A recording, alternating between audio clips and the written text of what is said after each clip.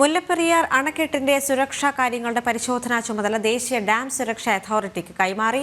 അണക്കെട്ടുമായി ബന്ധപ്പെട്ട വിഷയങ്ങൾ പരിഗണിക്കാൻ പുതിയ മേൽനോട്ട സമിതിയും കേന്ദ്ര സർക്കാർ രൂപീകരിച്ചു. ദേശീയ ഡാം സുരക്ഷാ അതോറിറ്റി ചെയർമാനാണ് മേൽനോട്ട സമിതിയുടെ പുതിയ അധ്യക്ഷൻ. ജിഷ്ണു കൃഷ്ണൻ ചേരുന്നുണ്ട്. ജിഷ്ണു, കൃത്യമായി നമുക്കറിയാം ഈ സംസ്ഥാന സർക്കാരിനെതിരെ വലിയ പ്രതിഷേധങ്ങളാണ് ഈ ഒരു വിഷയത്തിൽ ഉണ്ടായിട്ടുള്ളത്. കാരണം മുല്ലപ്പെരിയാറിന്റെ ഡാമിന്റെ സുരക്ഷയുമായി ബന്ധപ്പെട്ടുള്ള കാര്യങ്ങളിൽ ഇപ്പോൾ ഈ ഒരു അവസരത്തിൽ കേന്ദ്ര സർക്കാർ ഈ ഒരു വിഷയം ഏറ്റെടുക്കുന്ന ഒരു സാഹചര്യം ഉണ്ടാകുന്നു. അതോടൊപ്പം തന്നെ ദേശീയ ഡാം സുരക്ഷാ അതോറിറ്റിക്ക് ഈ വിഷയം കൈമാറുന്ന ഒരു സാഹചര്യം, കൃത്യമായ പരിശോധനകൾ അടക്കം ഇവിടെ നടക്കുമെന്ന് തന്നെയാണ് മനസ്സിലാക്കേണ്ടത്, അല്ലേ?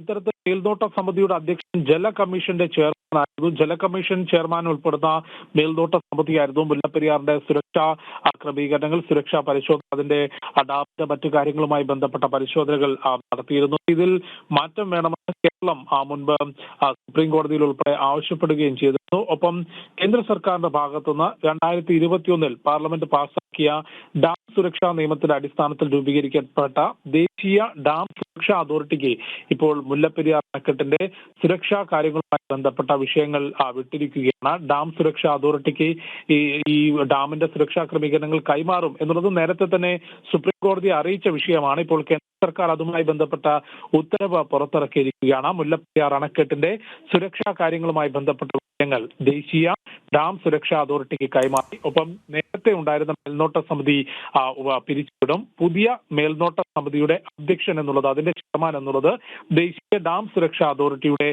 ചെയർമാൻ തന്നെയായിരിക്കും. അതായത് ആ ഒരു മേൽനോട്ട സമിതിയുടെ പൂർണ്ണ അധികാരം ദേശീയ ഡാം സുരക്ഷാ അതോറിറ്റിക്കായിരിക്കും.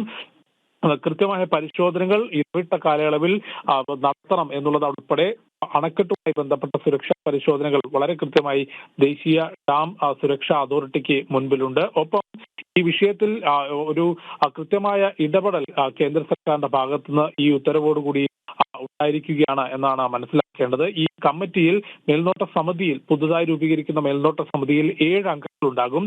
ഇതിൽ കേരളത്തിൽ നിന്നും തമിഴ്നാട്ടിൽ നിന്നുമുള്ള അഡീഷണൽ ചീഫ് സെക്രട്ടറിമാർ, കൂടാതെ തമിഴ്നാട്ടിൽ കാവേരി സെല്ലിന്റെ ചെയർമാൻ, കേരളത്തിന്റെ ഇറിഗേഷൻ വകുപ്പ് ചെയർമാനും ഇതിൽ അംഗമായിരിക്കും എന്നുള്ളതാണ് മനസ്സിലാക്കുന്നത്. ഒപ്പം ഇതുമായി ബന്ധപ്പെട്ട വിദഗ്ധരുൾപ്പെടുന്ന 2 പേരെയും ഉൾപ്പെടുത്തും. ഈ വിഷയത്തിൽ ജ്ഞാനമുള്ള വിദഗ്ധരായിട്ടുള്ള ആളുകളെ കൂടി മേൽനോട്ട സമിതിയിൽ ഉൾപ്പെടുത്തും എന്നുള്ളതാണ് മനസ്സിലാക്കുന്നത്. 2021 പാസാക്കിയിട്ടുള്ള ഡാം സുരക്ഷാ നിയമത്തിന്റെ അടിസ്ഥാനത്തിലാണ് ഇപ്പോൾ മുല്ലപ്പെരിയാർ അണക്കെട്ടിന്റെ സുരക്ഷാ കാര്യങ്ങളുമായി ബന്ധപ്പെട്ട വിഷയങ്ങൾ ദേശീയ ഡാം സുരക്ഷാ അതോറിറ്റിക്ക് കൈമാറിയത്. ദേവിക. ജിഷ്ണു, അതോടൊപ്പം തന്നെ നമുക്കറിയാം വളരെയധികം ആശങ്കകൾ കൂടി ഈ ഡാമുമായി ചുറ്റിപ്പറ്റിയുണ്ടല്ലോ. കാരണം പ്രദേശവാസികൾ അല്ലെങ്കിൽ ഇത് പൊട്ടുപോയെന്നൊരു ഭീതി പോലും ജനങ്ങളിലേക്ക് ഒരിടക്കാലത്ത് ഉണ്ടായ ഒരു സാഹചര്യമുണ്ട്. ഈ ഒരു ഭയം അകറ്റുക എന്നത് തന്നെയാണ്, അല്ലെങ്കിൽ ഈ ഒരു ആശങ്ക അകറ്റുക എന്നത് തന്നെയാണല്ലോ പ്രാഥമികമായിട്ടുള്ള കാര്യം. മാത്രമല്ല 100 വർഷമാണ് ഈ ഡാമിന്റെ കാലാവധി എന്ന് പറയുമ്പോൾ 100 വർഷമെല്ലാം കഴിഞ്ഞിട്ടുണ്ട്. അതുകൊണ്ട് തന്നെ ഇതിന്റെ നിർമ്മാണവുമായി ബന്ധപ്പെട്ട അതിന്റെ സുരക്ഷ അല്ലെങ്കിൽ അതുമായി ബന്ധപ്പെട്ട് പ്രാഥമികമായി ഇത്തരത്തിൽ ഡാം സുരക്ഷിതമാണോ എന്നുള്ള പരിശോധനകൾക്ക് ശേഷം കൃത്യമായി വിലയിരുത്തുന്ന റിപ്പോർട്ടും മറ്റും പുറത്തേക്ക് വിടുമ്പോൾ അത് കൃത്യമായി നമ്മുടെ ആളുകൾക്ക് തന്നെ അത്തരത്തിലൊരു ജാഗ്രത പാലിക്കേണ്ടതുണ്ടോ, അല്ലെങ്കിൽ കൃത്യമായി സുരക്ഷ അവിടെ ഉണ്ടോ എന്ന് മനസ്സിലാക്കാൻ കൂടിയുള്ളൊരു വഴിയായി ഇതിനെ കാണേണ്ടി വരും, അല്ലേ?